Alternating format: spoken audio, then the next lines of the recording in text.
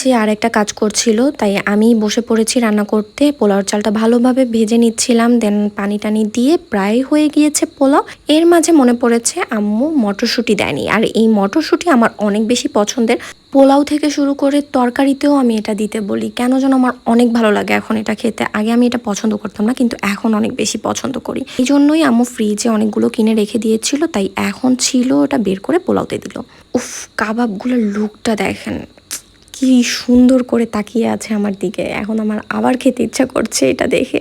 এরপরে আমি কাবাব ভাজতে বসেছিলাম, সুন্দর করে লালচে লালচে করে কাবাব ভাজছিলাম।